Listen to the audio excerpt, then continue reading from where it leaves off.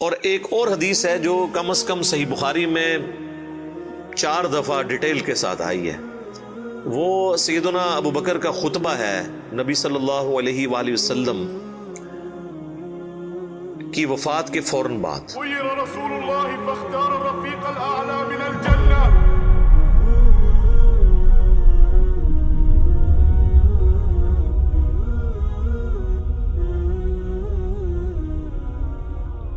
اس کے اوپر میری الگ سے بھی کئی ایک ویڈیوز ریکارڈڈ ہیں جس میں نے وہ احادیث ڈسپلے بھی کی ہیں صحیح بخاری کے اندر، کہ جب نبی صلی اللہ علیہ وآلہ وسلم کی وفات ہوئی تو سیدنا ابو بکر جو ہے وہ حجرہ عائشہ میں داخل ہوئے، چونکہ محرم بھی تھے، اور اس حال میں کہ انہوں نے دیکھا کہ مسجد میں جھمگٹا لگا ہے اور سیدنا عمر جو ہے وہ تلوار اٹھائے کھڑے ہیں کہ جو کوئی کہے گا کہ محمد صلی اللہ علیہ وآلہ وسلم دنیا سے جا چکے ہیں تو میں اسے قتل کر دوں گا۔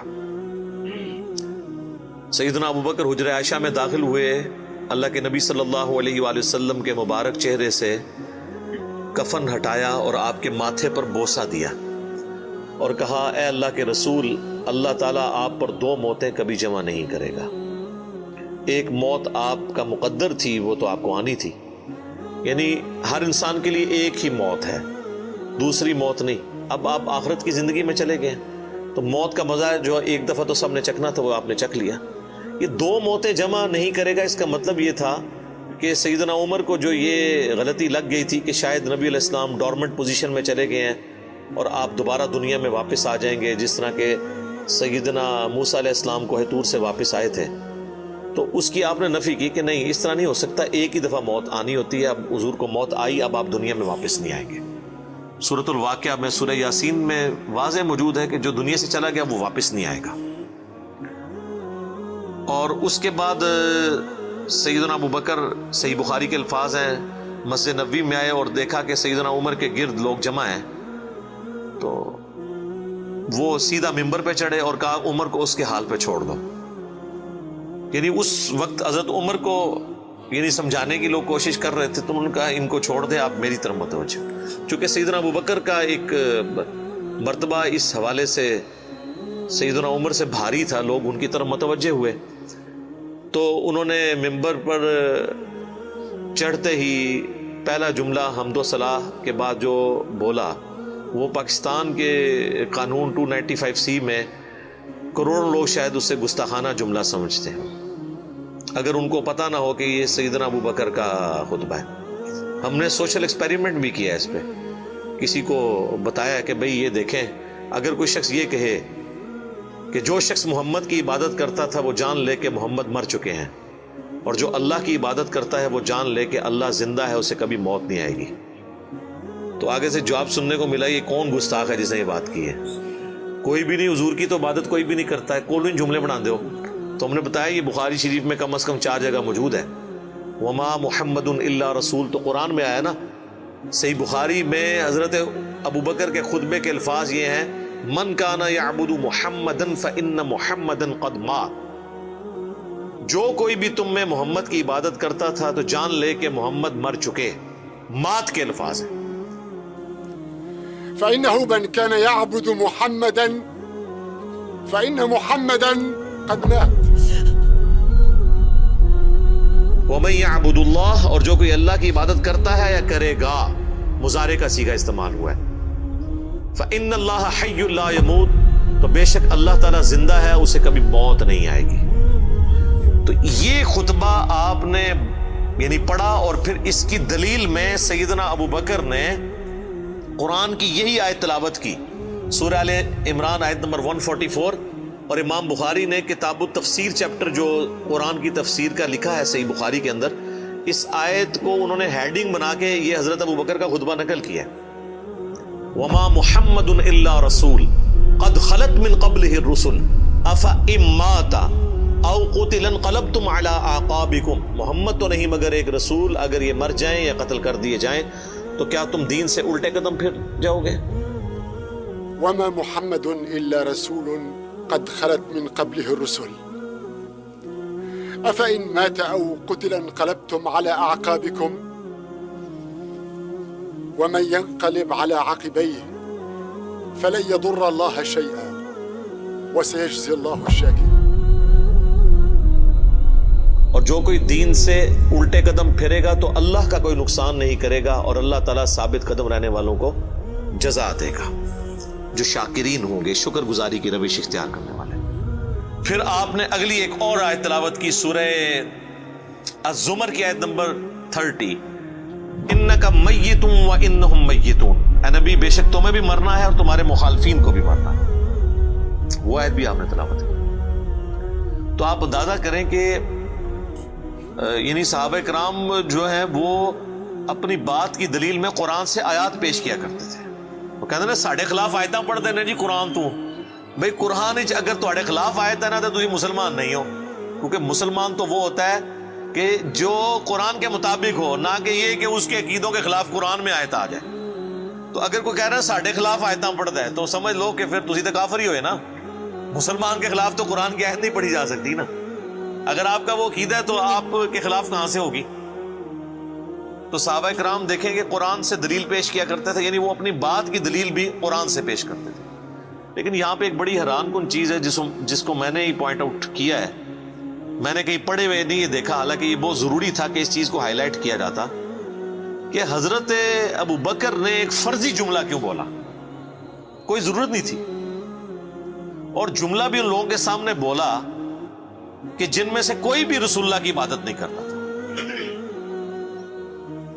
یہ لوگ ہوتے تو یہ ان کو کھڑے ہو کے کہتے بھی تو کی اتنے تقریرہ پہ کرنا ہے، کوئی دروشی پڑھ تو اتنے حضور دی میت ہوتے تو اتنے گستاخانہ آیتاں پڑھ رہے ہیں کہ جی جو محمد کی عبادت کرتا تھا وہ جان لے کے محمد مر چکے ہیں. ایک اتنے لکھے ہے قرآن چ کون ہی گلا بنانا ہے، کوئی عبادت نہیں کرتے، خود سے ہی باتیں بناتے ہو.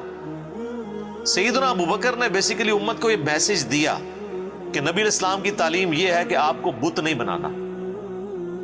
اور اس پہ میں بولا کرتا ہوں کہ یہ محمد رسول اللہ صلی اللہ علیہ وآلہ وسلم کی کامیابی ہے کہ آپ نے ایسی ٹیم اپنے بعد چھوڑی ہے جو ان کی میت پہ ان کے فضائل بیان نہیں کر رہی، توحید بیان کر رہی ہے. کیونکہ ان کو پتا تھا کہ محمد رسول اللہ سے بھی آلموسٹ 500-600 سال پہلے ایک شخصیت دنیا میں گزری جس کے نام پہ دنیا کا سب سے بڑا شرک ہو رہا ہے، عیسیٰ ابن مریم.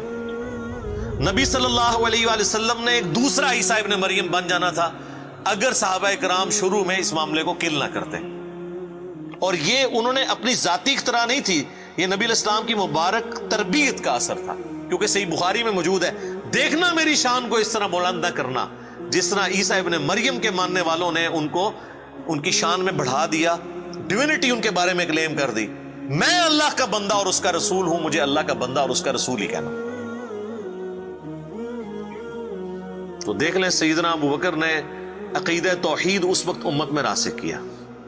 یہاں تو کوئی پیر کوئی بزرگ مر جاتا ہے نا تو اس کی شان میں نغمے بنا لیے جاتے ہیں. یہ بھی دیکھ لیں آپ، کل خادم رضوی صاحب کی ڈیتھ کے اوپر وہ کسی نے راتوں رات بیٹھ کے ترانہ بھی لکھ لیا ہے، اور وہ ترانہ انہوں نے بڑے اچھے انداز میں اس کو گا بھی دیا ہے، اور ان کی میت کے اوپر وہ چل بھی رہا ہے.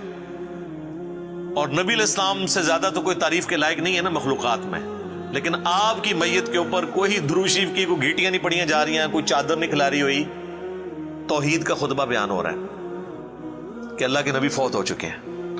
سیدنا عمر کے الفاظ ہیں صحیح بخاری میں، جب میں نے ابو بکر کا یہ خطبہ سنا تو میری ٹانگیں میرے جسم کا بوجھ نہیں اٹھا سکی. اچھا آپ لوگ قرآن و حدیث سنتے ہیں تو غصہ آ جاتا ہے. صحابہ قرآن و حدیث اپنے عقیدے کے خلاف سنتے تھے نا تو ان کی ٹانگیں ان کے جسم کا بوجھ نہیں اٹھاتی تھی. وہ اتنے پشیمان ہوتے تھے کہ میں غلط کانسیپٹ کے اوپر ہوں، میں فوراً رجوع کروں.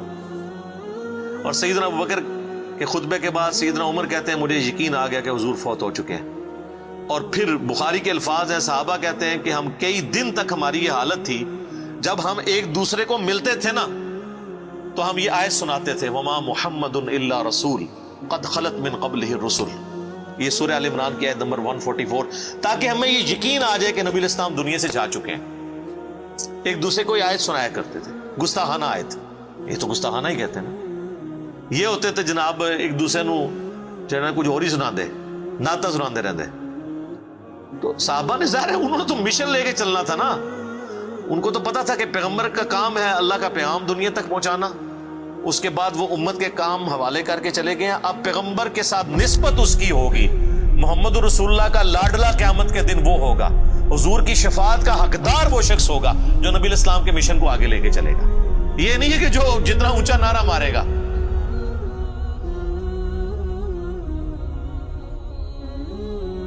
یہ چیز نہیں۔ ہم لوگوں نے تو اس حوالے سے بالکل کانسیپٹ جو ہے نا وہ بدل لیے ہوئے ہیں، چونکہ ہم نے قرآن پڑھا نہیں ہے، اس لیے ہمیں اندازہ نہیں ہے کہ قرآن پاک میں نبی صلی اللہ علیہ وآلہ وسلم کا سچا محب اور سچا پیروکار کس شخص کو ڈکلیئر کیا گیا ہے، جو آپ صلی اللہ علیہ وآلہ وسلم کا مددگار ہوگا ان کے دین کے بارے میں۔ یہ بڑی سخت آیت ہے جی، یقین کریں انسان ہل جاتا ہے جتنی بار اسے پڑھتا ہے۔ آیت نمبر ہے 157 اور 158۔